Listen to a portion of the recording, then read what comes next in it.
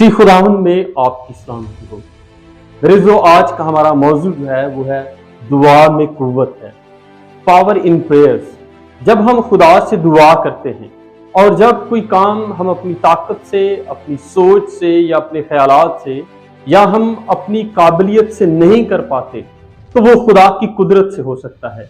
आज हम एक ऐसे मर्दे दुआ और मर्दे खुदा के बारे में जानने वाले हैं जिसने खुदावंद के हजूर में जब दुआ की तो आसमान खुल गया और खुदावंद ने अपने बंदा की आवाज को सुना।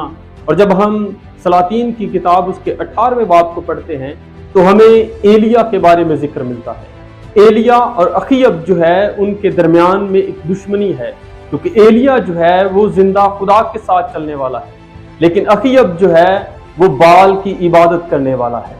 और खुदा के बंदा एलिया ने जो है उसे खुदा चैलेंज दे दिया और उसे कहा कि जो खुदा सच्चा है उसकी इबादत करेंगे। और इससे पहले जो है अखीयब जो है वो फैसला करता है कि वो अपने लिए पानी को तलाश करे, क्योंकि उनके जानवर और वो खुद और उनके माल मुआशी जो है वो ज़ाया ना हो जाए। और वो अपने मशीर खास से कहता है कि मैं एक तरफ जाऊंगा और तुम दूसरी तरफ जाना और हम पानी की तलाश करेंगे।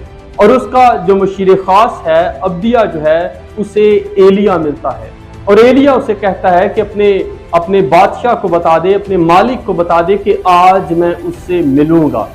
और उसका खादम अब्दिया जो है वो कहता है कि तू ऐसा ना कह, क्योंकि मेरे मालिक ने तुझे मुल्क बा मुल्क जो है तलाश किया है, तेरी तलाश की है, तुझे ढूंढा है और तू कहीं नहीं मिला, क्योंकि रूह जो है तुझे उठाकर किसी और जगह पर ले जाती है। और उसने कहा कि मैंने हमेशा अच्छा काम किया है और तू क्यों चाहता है कि मैं हलाक हो जाऊं। लेकिन एलिया उसे कहता है कि जिंदा खुदा की कसम मैं आज जरूर उसे मिलूंगा। और जैसे ही एलिया अखीयब से मिलता है तो अखीयब जो है एलिया को मिलने के बाद कहता है कि तू मुझे क्यों सताता है। और एलिया फौरन उसे जवाब देता है कि मैंने नहीं बल्कि तूने और तेरे बाप ने इस्राएल के घराने को सताया है। जब एलिया उसे बता देता है कि तेरे बाप ने और तेरे बाप के घराने ने बनी इस्राएल को सताया है, तो एलिया जो है वो लोगों के सामने एक बात कहता है और अखीयब से कहता है कि तू बाल के सारे नबियों को बुला ले। और बाल के सारे नबी जो है वो कोए किरमल की पहाड़ी पर जो है वो जमा